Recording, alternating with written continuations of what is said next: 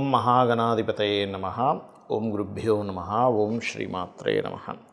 అరుణాం కరుణాతరంగితాక్షీం ధృతపాశాంకుశపుష్పబాణచాపాం అనిమాదిభిరావృతాం మయూకైః అహమిత్యేవ విభావయే భవానీం. శ్రీమాత్రే నమః. ప్రేక్షకులకి ఆ లలితాంబిక అమ్మవారి యొక్క అనుగ్రహం పరిపూర్ణంగా కలగాలని మనస్ఫూర్తిగా కోరుకుంటూ మనం ఈరోజు చెప్పుకోబోయే టాపిక్ ఏంటంటే, శుక్రుడు తన ఓన్ హౌస్ న్యాచురల్ సెకండ్ హౌస్లోకి మారుతున్నాడు. అంటే వృషభ రాశిలోకి శుక్రుడు వెళ్తున్నాడు. ఈ శుక్రుడు వృషభంలోకి వెళ్ళడం వల్ల ద్వాదశ లగ్నాల వారికి, ఎందుకంటే శుక్రుడు అక్కడికి వెళ్తున్నాడు అంటే మిగతా గ్రహాల యొక్క కాంబినేషన్లో రిజల్ట్ ఇస్తుంది. మిగతా గ్రహాలు ఎక్కడున్నాయి మనకి? ఈ జూన్ 28వ తేదీ నుంచి ఆల్మోస్ట్ ఒక 1 మంత్ ఉంటాడు అక్కడ శుక్రుడు. ఎక్కడ ఉంటాయి అంటే క్లియర్లీ వృషభం, మిథునంలో రవి, గురు అండ్ కర్కాటకంలోకి బుధుడు రావడము. అదేవిధంగా చూసుకున్నట్లయితే మీకు ఇక్కడ అంటే ఇప్పుడు ప్రజెంట్ దీంతో కలిసి ఉన్నాడు, మిథునంలోనే ఉన్నాడు బుధుడు, కానీ కర్కాటకంలోకి వెళ్తాడు. దాని తర్వాత కుజుడు, కేతువు సింహంలోని, కుంభంలో రాహువు, మీనంలో శని ఉన్నాడు. అయితే శుక్రుడు ఓన్ హౌస్లో ఉన్నప్పుడు ద్వాదశ లగ్నాల వారికి, లగ్నం తెలియదండి అంటే రాశి హ్యాపీగా చూసుకోవచ్చు, అందులో ఎటువంటి ఇబ్బంది లేదు. ఎటువంటి మంచి ఫలితాలు ఉన్నాయి? శుక్రుడు మరి ఓన్ హౌస్లో ఉన్నప్పుడు ఏదైనా కొన్ని రాసులకి, కొన్ని భావాలకి ఇబ్బందికరమైన ఫలితాలు ఇస్తాడా? ఇస్తే ముఖ్యంగా ఎటువంటి జాగ్రత్తలు తీసుకోవాలనేటువంటి విషయాలను మనం తెలుసుకుందాం. తులాలగ్నము, తులారాశి, తులవారికి కనుక చూసుకున్నట్లయితే ప్రధానంగా ఇక్కడ మీకు శుక్రుడు అష్టమ స్థానంలో ఉన్నాడు. అంటే తాతగారి ఆస్తికి సంబంధించిన విషయంలో గతంలో ఏవైనా డిస్ప్యూట్స్, గొడవలు ఉన్నట్లయితే ఇప్పుడు కాస్త తగ్గుముఖం పడతాయి. మరియు ఇన్సూరెన్సెస్ మూలంగా మీరు ఏదైతే ప్లాన్ చేసుకుంటారో, లేదా ఇన్సూరెన్సెస్ కడితే మనకి బాగా డబ్బులు వస్తాయనేటువంటి ఏవైతే ప్లానింగ్స్ ఉంటాయో ఆ యొక్క ఇన్సూరెన్సెస్ మూలంగా కూడా ఇక్కడ మీకు లాభం అనేటువంటిది బలంగా కనబడుతుంది. రీసెర్చెస్, ఇప్పుడు చూడండి, మనం ఒక సబ్జెక్ట్లో ఉన్న అందులో ఏదైనా కొత్త రీసెర్చ్ చేస్తాం, ఇటువంటి విషయాలు కూడా బాగుంటుంది. అయితే అష్టమంలో ఉండే శుక్రుడు 2వ స్థానాన్ని చూస్తున్నందుకు కాస్త మీరు లాంగ్ టర్మ్గా ఏదైనా మంచి అవగాహన ఉంది మ్యూచువల్ ఫండ్స్లోని, షేర్ మార్కెట్లో, అలా కనుక చేసుకుంటే ఖచ్చితంగా బాగుంటుంది. కాకపోతే ఇక్కడ మీకు గురువుని, కుజుడిని, కేతువుని కూడా పరిశీలన చేసుకోవాలి. ఈ విషయాల వరకు ఖచ్చితంగా బాగుంటుంది. రీసెర్చ్ అని, అకల్ట్ రిలేటెడ్ అని, లేకపోతే ఇన్సూరెన్సెస్ మూలంగా డబ్బులు రావడం కానీ, తాతగారి ఆస్తి సంబంధించిన విషయంలో, తాతగారి గృహ సంబంధించిన విషయంలో, తాతగారి ధనం విషయంలో ఇవన్నీ వస్తాయి, అందులో ఎటువంటి సందేహం లేదు. కానీ ఇక్కడ ఏమిటంటే, ఎప్పుడైతే మీకు ఈ గురువు 9వ ఉంటాడో, పెద్ద మొత్తంలో ఎవరికైనా మనీ ట్రాన్స్ఫర్ చేసే విషయాల్లోని, లాభంలో కుజకేతువులు ఉన్నారో, ఒక్కొక్కసారి మనం అంచనా తప్పుగా వేసుకొని ఎక్కువ లాభాలు వస్తాయేమో అని కొన్ని వ్యాపారాలు ప్రారంభిస్తూ ఉంటాం. ఈ కుజుడు, కేతు అక్కడ ఉన్నందుకు మీరు ఏదైనా పొరపాటున ఏదో వ్యాపారం ప్రారంభించామంటే ఇప్పుడు అర్థమవుతుంది, కానీ ఎలా బయటపడాలో అర్థం కావట్లేదు అనుకునేటువంటి వారు నవగ్రహాలలో కుజకేతు గ్రహాల దగ్గర దీపారాధన చేయండి. గోవులకి గ్రాసము మరియు క్యారెట్స్ తినిపించండి. అదేవిధంగా కాస్త మీకు దగ్గరలో దుర్గా ఆలయము, నరసింహస్వామి ఆలయము, గణపతి ఆలయం ఉన్నట్లయితే రెగ్యులర్గా వెళ్తూ ఉండండి. దాని ద్వారా ఏమవుతుందంటే, మీకు తులాలగ్నం వారికి పంచమంలో రాహు ఉన్నప్పుడు సర్వసాధారణంగా ఏమిటంటే ఊహలు ఏదో జరిగిపోతుంది ఏదో అని. కానీ ఇక్కడ ఏమవుతుందంటే శుక్రుడి నుంచి దశమంలో రాహు ఉండడం అనేటువంటిది మరలా స్త్రీలకి విదేశాలకు వెళ్ళి ఉద్యోగం చేయడానికి, విదేశీ ఉద్యోగ యోగాలకి ఖచ్చితంగా ఇక్కడ యోగిస్తుంది, అందులో ఎటువంటి సందేహం లేదు. కాకపోతే కొన్ని స్వప్నాలు రావడం, అందులో ఏదైనా సర్పాలు స్వప్నంగా రావడం, ఇటువంటివి వస్తూ ఉంటాయి. కాబట్టి కాస్త ఎక్కువ దుర్గానామాన్ని స్మరించడం, ఏదైనా పంచమంలో రాహు సంచరించేటప్పుడు కొన్ని చెడు స్వప్నాలు వచ్చినప్పుడు మాత్రం మీరు చేయవలసింది ఏమిటంటే, మీరు ఉదయం నిద్రలో ఇచ్చిన వెంటనే గజేంద్ర మోక్షం చదువుకోండి, అన్ని చాలా బాగుంటుంది. చాలామంది నన్ను అడుగుతున్న ప్రశ్న ఏమిటంటే, ఏమంటే శుక్ర మహర్దశ వస్తే బాగుండాలి కదా.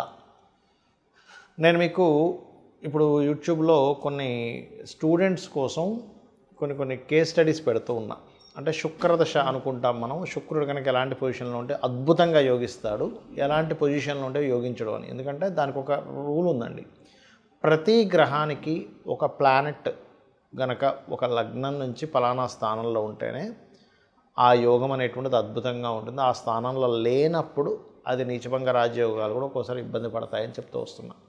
అందుకని మీరు అర్థం చేసుకోవాల్సింది ఏంటంటే, శుక్రుడు అనగానే అద్భుతం, గురువు అనగానే అద్భుతం, లేకపోతే శని అనగానే నీచం అని అనుకోకండి. అది ఎలా ఇస్తుంది? ఎందుకంటే మీరు అర్థం చేసుకోవాల్సింది, ధనము ఒకే రూపంలో రావట్లే ఈ ప్రపంచం మొత్తం కూడా. ఒకరు చెత్త నమ్ముకొని కూడా బిజినెస్ చేస్తే ఇంకో వ్యక్తి బంగారం అమ్మితే డబ్బులు వస్తున్నాయి, ఇంకో వ్యక్తికి నీరు అమ్మితే డబ్బులు వస్తున్నాయి, ఇంకో వ్యక్తికి ఆక్సిజన్ అమ్మితే డబ్బులు వస్తున్నాయి, ఇంకో వ్యక్తి పెట్రోల్ అమ్మితే డబ్బులు వస్తున్నాయి, ఇంకో వ్యక్తి సర్వీసెస్ చేస్తే ధనం వస్తుంది. అంటే ఏంటి? అన్నీ కారకత్వాలే. ఈ నూనె, ఐరన్ ఇదంతా శని. మరి ఐరన్ ద్వారా నూనె ద్వారా వచ్చేప్పటికి శని ద్వారా డబ్బులు వస్తుంది. శని కారకత్వం అదంతా కూడా.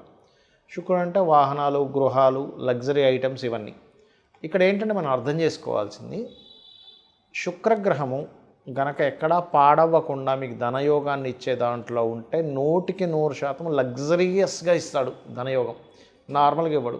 ఇప్పుడు చూడండి, ధనం వస్తే దాన్ని అనుభవించే యోగం కూడా ఉంటుంది. చూడండి, కొంతమంది డబ్బులు వస్తాయి కొంతమందికి, కానీ ఏమీ అసలు ఇల్లు పెద్దగా చూడడానికి అంత గొప్పగా ఉండదు, పెద్దగా ఏమీ లగ్జరీ వస్త్రాలు కొనుక్కోరు, లగ్జరీగా హోటల్స్కి వెళ్ళి పెద్ద పెద్ద ఎంజాయ్ చేయడం ఏమీ ఉండదు, అసలు చాలా నార్మల్ లైఫ్ అనుభవిస్తుంటారు. ఎందుకు అంటే అక్కడ ఇచ్చేది శుక్రుడు కాదు. అదే ఇచ్చేది శుక్రుడు అనుకోండి, అప్పుడు అలా ఉంటుంది.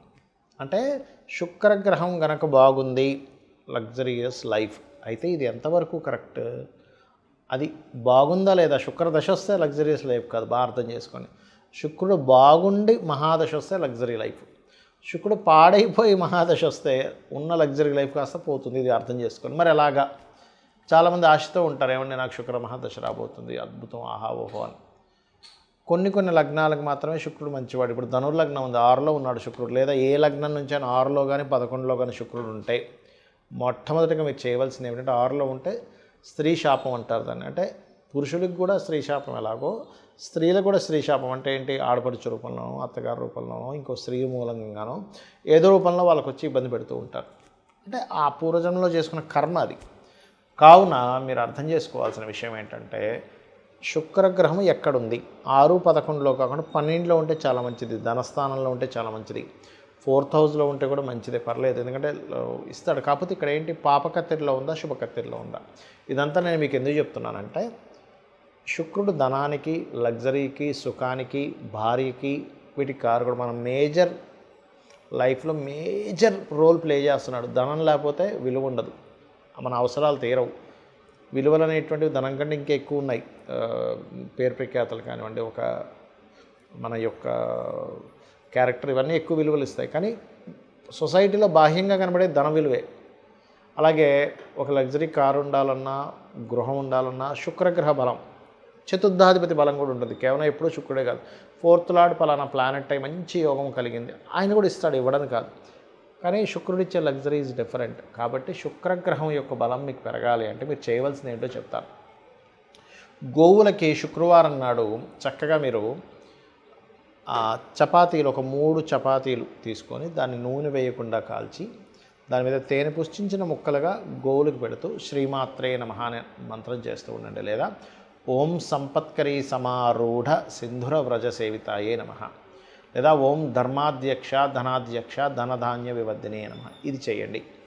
చాలామంది తెలియక ఏకాదశంలో శుక్రుడు మంచిది అనుకుంటాడు. కాదు, ఏకాదశ శుక్రుడు ఉన్నటువంటి జాతకులకి మ్యారిటల్ లైఫ్ డిస్టర్బెన్సెస్ కానీ, అనుభవించాల్సిన సుఖాలు కానీ దూరమైనటువంటి జాతకాలు కొన్ని వేల జాతకాలు నేను చూపిస్తాను. కొన్ని వేలు, ఏదో 100 లేదో 10లో కాదు, వేలల్లో చూపిస్తాను. రీసెర్చ్ చేస్తే లక్షల్లో కూడా దొరుకుతాయి మనకి చెప్పాలంటే. ఎందుకంటే ఎక్కడా కూడా శుక్రుడు సుఖానికి కారకుడు కాబట్టి 12లోనే యోగిస్తాడు. మీరు చూసుకోండి, ఎనీ లగ్న 12th హౌస్ వీనస్ పాడవకుండా ఉన్నాడంటే ఆయనే మంచి లగ్జరీ, మంచి సుఖాన్ని ఇస్తాడు. సుఖకారకుడు, ఏ కారకుడు ఎక్కడ ఉంటే ఏమి ఇస్తాడు? 12th హౌస్కి నెగేటింగ్లో ఉంటే ఇవ్వడు. ఇది బాగా అర్థం చేసుకోండి. ఇది చాలా చాలా చాలా ఇంపార్టెంట్ అయినటువంటి విషయం గుర్తుపెట్టుకోండి. శుక్రుడి విషయంలో, అందరి విషయాల్లో కాదు. మిగతా గ్రహాలు ఏవైనా సరే 12లో యోగించమంటారు, కానీ ఇక్కడ మనం దేశకాలమాన పరిస్థితులను అర్థం చేసుకుంటూ వెళ్ళాలి. 12లో ఉండే గ్రహాలు ఒకప్పుడు అంటే అయ్యో మనిషి దేశదిమ్మరి అయిపోతాడు, ఎందుకు పనికి రాకుండా పోతాడు. ఇప్పుడు ఏంటి? ఒక మనిషి ఆ దేశంలోనే కాకుండా ప్రపంచ దేశాలు మొత్తం తిరిగి వస్తున్నాడు కాబట్టి విదేశీ యోగాలు ఉంటాయి. ఆ 12లో ఉండే గ్రహాలకే ధనయోగం పడితే విదేశాల్లోనే ధనయోగం ఉంటుంది. ఇది మనం అర్థం చేసుకోవాలి. ఇక శుక్రుడి యొక్క స్థితిగతులు బాగోపోయినా మీకు మంచి చక్కటి ఫలితాలు రావంటే అమ్మవారి ఆరాధన మించింది మరొకటి లేదు. మరియు శుక్రగ్రహం దగ్గర దీపారాధనతో పాటు శుక్రుడు ఏ గ్రహాల ద్వారా అయితే కంబస్ట్ అయ్యాడా, అంటే అస్తంగత్వ దోషం రవి ద్వారా అవుతుంది, లేదా కేతువు ద్వారా అవుతుంది. ఒక్కోసారి కేతుతో శుక్రుడు కలిసి ఉన్నా కూడా ధనహీనత యోగాలు, లేకపోతే అమ్మవారి భక్తులైతే అది మళ్ళీ తగ్గుతుంది. కాబట్టి గణపతి ఆలయాలకు వెళ్ళడము, కేతు, రవి లేదా ఏ పాపగ్రహాల మధ్య ఉన్నాడో ఆ పాపగ్రహాలకు సంబంధించినటువంటి గ్రహాల దగ్గర దీపారాధన చేయండి. అన్ని విధాలా మీకు బాగుంటుంది. శ్రీమాత్రే నమః.